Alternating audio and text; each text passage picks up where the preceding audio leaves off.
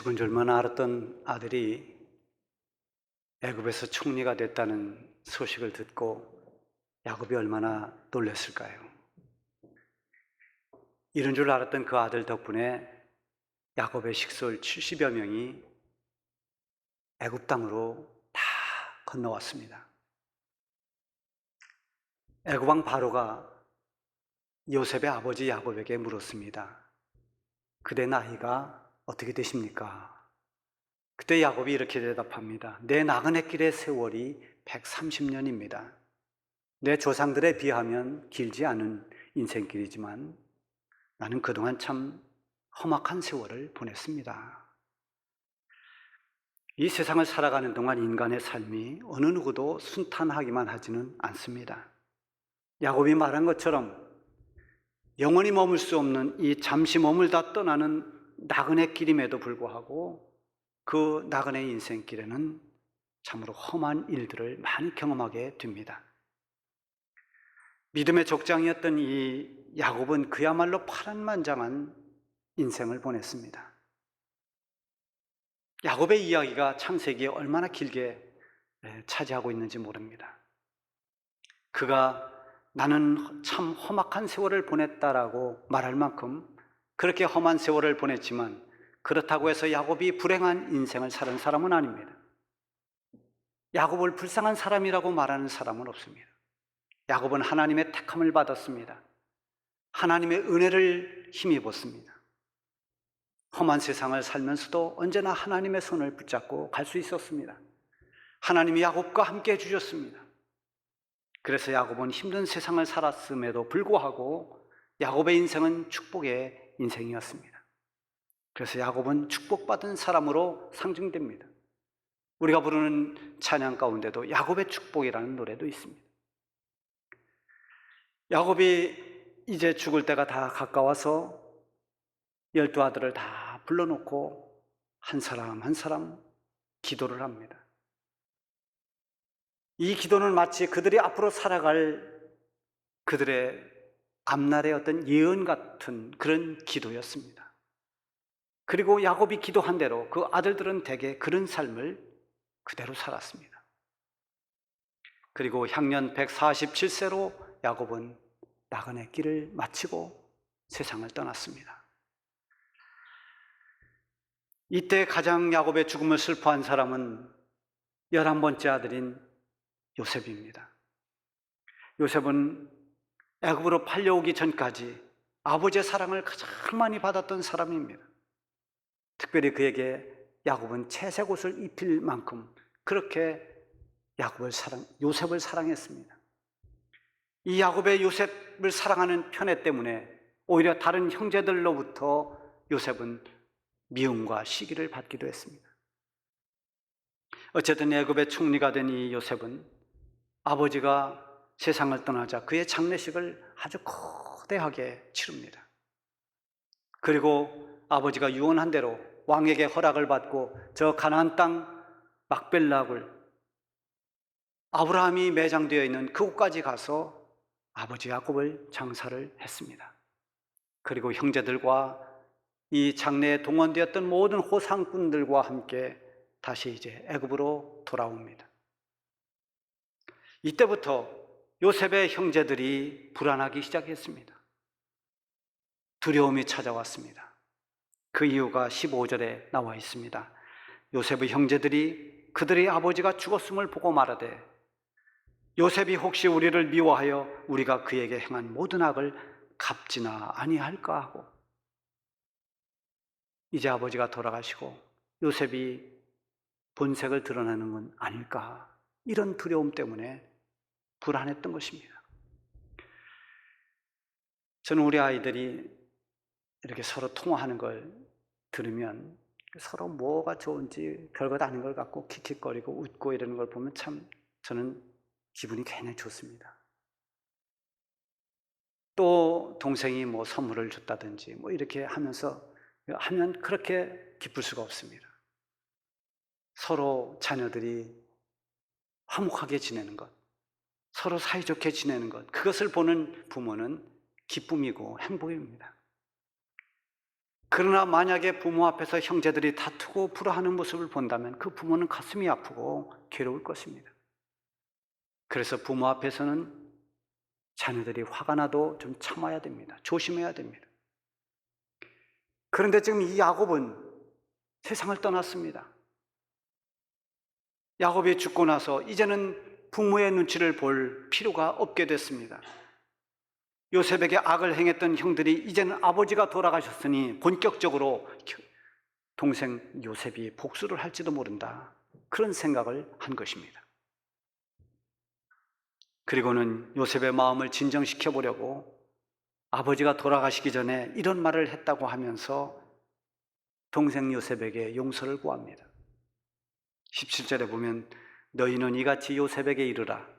네 형들이 내게 악을 행하였을지라도 이제 바라건대 그들의 허물과 죄를 용서하라 하셨으니,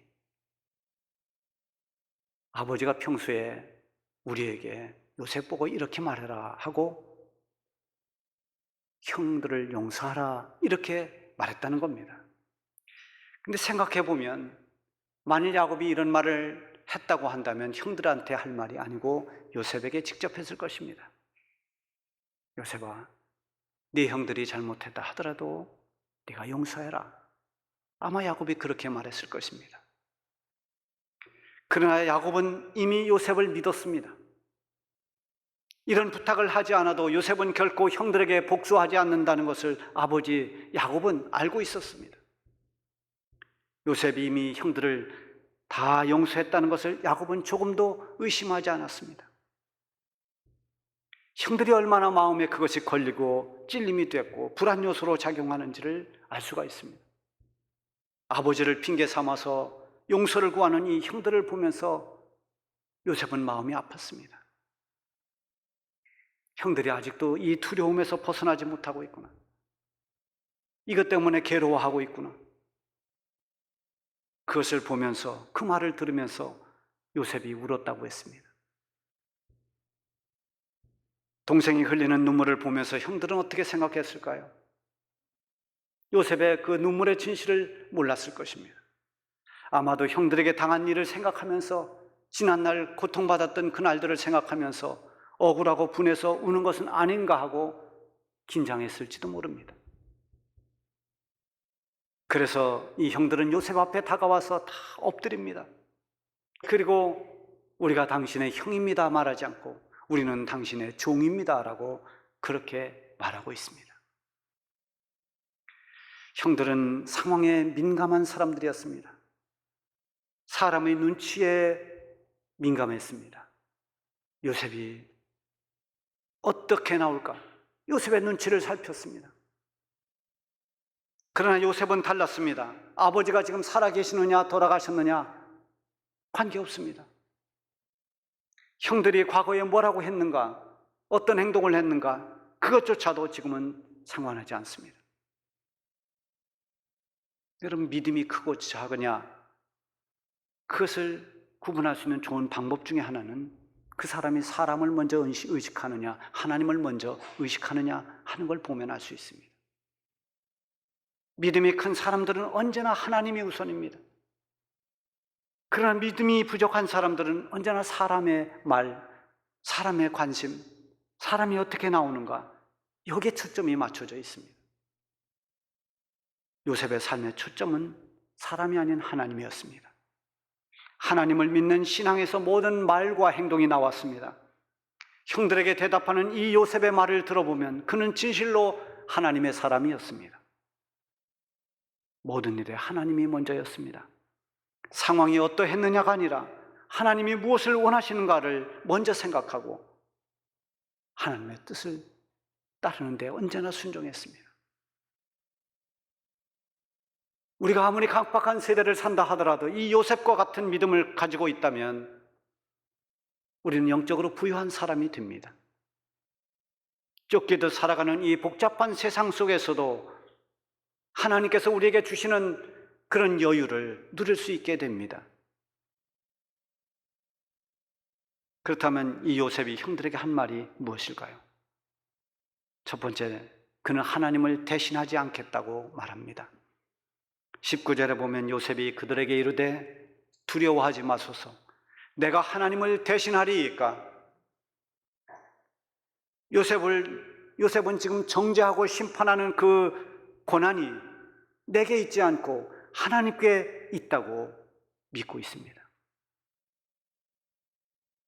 이 말은 다시 말하면 나는 형들을 심판하지 않겠다는 것입니다. 나는 결코 내 손으로 형들에게 복수의 칼을 들지 않겠다는 것입니다. 형들의 행위를 판단하는 것은 하나님께서 하실 일이기에 내가 하나님 대신 그 일을 하지 않겠다라고 그렇게 말합니다. 야고보서 4장 12절에 보면은 입법자와 재판관은 오직 한 분이시니 능히 구원하기도 하시며 멸하기도 하시느니라. 너는 누구이기에 이웃을 판단하느냐? 로마서 12장 19절에는 내 사랑하는 자들아, 너희가 친히 원수를 갚지 말고 진노하심에 맡기라. 기록되었을 때 원수 갚는 것이 내게 있으니 내가 갚으리라고 주께서 말씀하시느니라. 하나님을 경외하는 사람은 아무리 원수라 할지라도 자신이 원수를 갚겠다고 나서지 않습니다. 그 모든 심판을 하나님께 맡기는 것입니다. 다윗은 자신을 죽이려고 숨통을 조여오는 사울왕을 동굴 속에서 만났습니다. 그를 제거할 수 있는 절호의 찬스가 왔습니다. 그럼에도 불구하고 다윗은 사울의 생명을 건들지 않았습니다. 그 이유는 단 한 가지, 하나님 때문입니다. 하나님이 세운 왕이기에 내가 내 손으로 심판하지 않겠다는 것입니다. 이것은 하나님을 경외하는 아주 이 소중한 믿음 때문입니다. 이런 믿음이 없었다면 있을 수 없는 일입니다. 하나님이 세운 그 왕을 자신이 심판할 수 없고 하나님께 맡길 수 있는 것, 그것은 다윗의 믿음 때문입니다.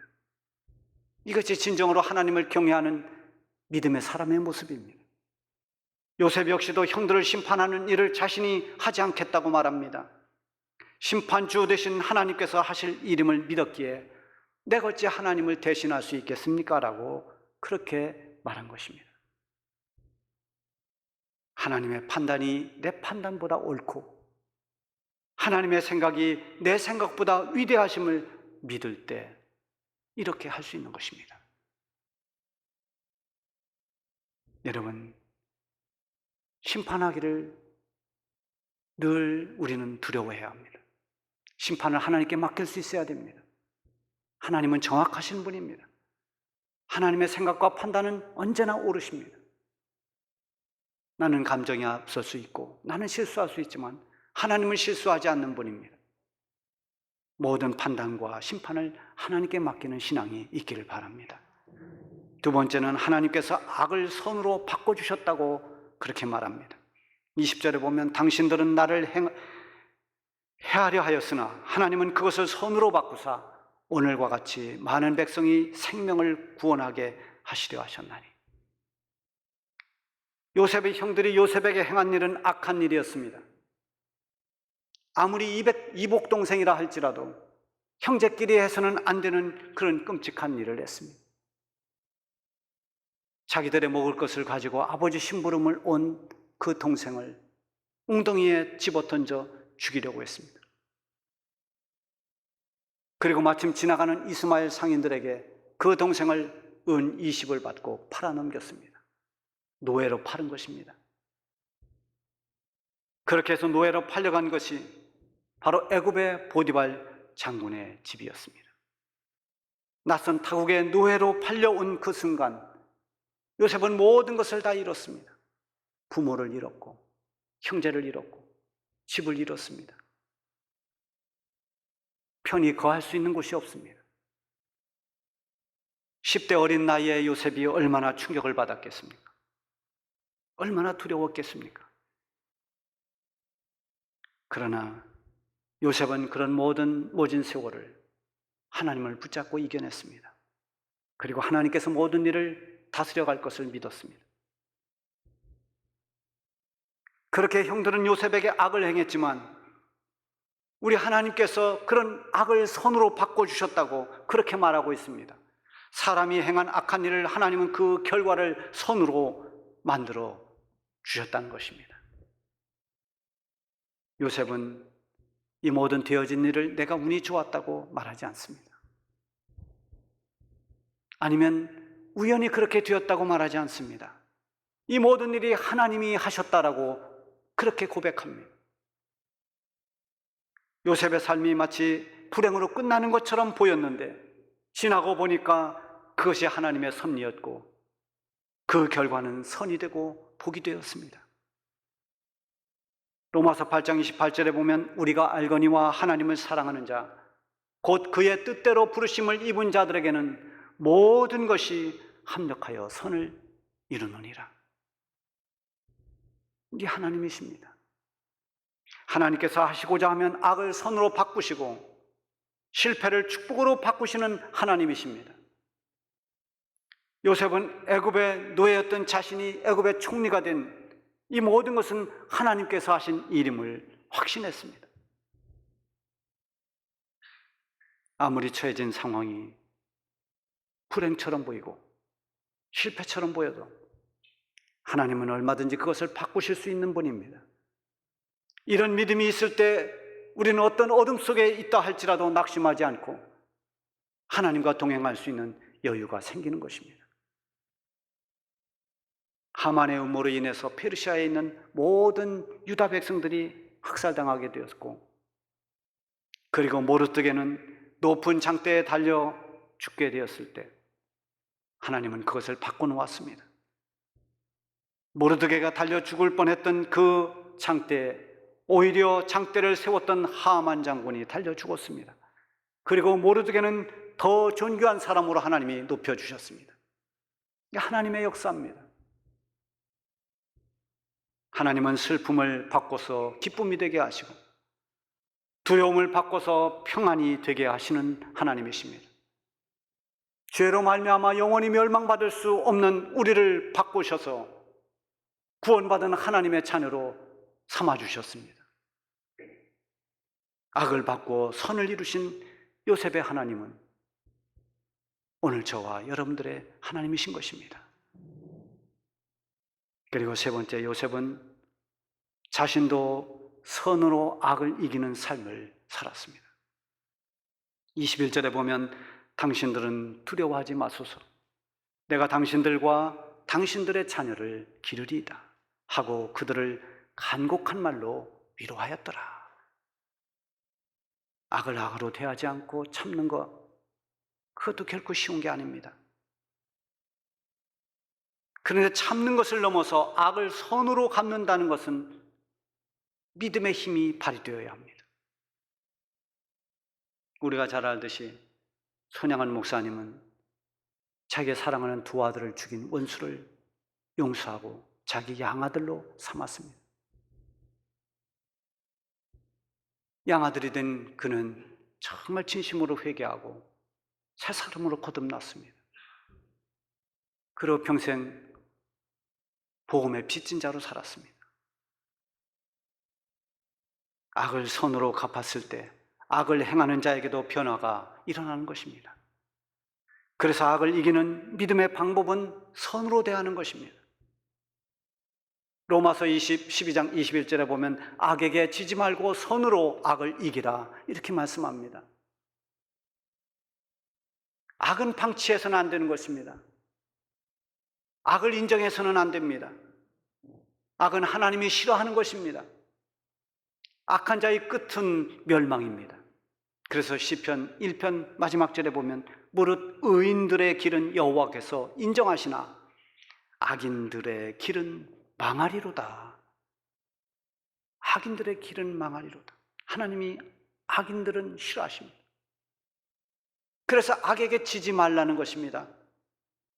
그러나 그 악을 이길 수 있는 것은 힘으로도 능으로도 아닌 바로 선으로 악을 이기라고 했습니다.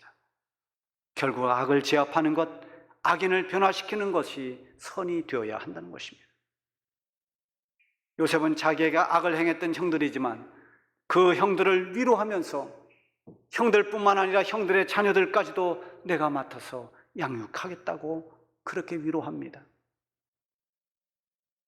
실제로 요셉은 110세로 세상을 떠나기까지 형제들과 화목하게 지냈습니다. 그리고 조카들을 자기 친자녀처럼 그렇게 자기 슬하에서 양육하고 돌봐주었습니다. 만일 요셉이 형들을 원수로 대하고 복수를 했다면 이 요셉의 남은 여생이 어땠을까요? 마음이 후련했을까요? 편안했을까요? 아닐 것입니다. 갈등과 불안, 고통과 번민으로 괴로운 하루하루를 살았을 것입니다. 무엇보다도 죽음 앞에 이르렀을 때는 몹시 후회하는 인생이 되었을 것입니다. 그러나 요셉은 복수하지 않았습니다. 그래서 요셉은 아무런 갈등 없이 평온한 죽음을 맞이했습니다. 자기를 미워해서 노예로 팔았던 형들을 원수로 대하지 않고 모든 판단과 심판은 하나님께 맡기고 오히려 형들을 위로하고 그 자녀들을 돌봐준 이 요셉은 악을 선으로 이긴 진정한 승리자가 되었습니다. 요셉이 이렇게 여유가 있었던 것은 무엇 때문입니까? 그것은 하나님을 믿는 그의 믿음 때문입니다. 자신이 지난날 힘겹고 고통스러웠던 날을 보냈으면서도 그것을 원한으로 여기지 않고 하나님의 섭리 안에서 모든 걸 보았습니다. 그래서 자신이 판단하고 정죄하지 않고 모든 판단은 하나님께 맡긴 것입니다. 생각해보면 참 야속한 형들이지만 그들에게 결코 복수하지 않고 오히려 그들을 위로하고 선을 베푼 것도 요셉이 하나님께 초점을 두고 행하는 그의 믿음에서 나온 것입니다. 여러분, 우리가 살고 있는 이 시대는 매사에 판단하고 정죄하기를 너무 쉽게 하는 세대입니다. 악플 달기를 좋아하고 비난하기를 좋아하는 그런 슬픈 세대가 되었습니다. 용서와 화합보다 분쟁하고 다투는 그런 갈등의 세대를 우리는 살고 있습니다. 그래서 마음의 평강을 잃고 여유가 없습니다. 우리는 오늘 이 요셉을 보면서 다시 한번 하나님 앞에 결단해야 됩니다. 하나님께서 하실 일을 내가 하려고 하지 말고 하나님께 맡겨보십시오. 요셉처럼 내가 다 이해할 수 없는 것조차도 하나님께서 이루시는 그 섭리를 신뢰하고 믿음으로 모든 일을 대하면 하나님께서 나 대신 이루어 놓으시는 놀라운 일들을 경험할 뿐만 아니라 그 믿음에서 오는 참된 여유가 생기고 그 여유로 주님과 동행하며 살아갈 수 있게 될 것입니다. 기도하겠습니다.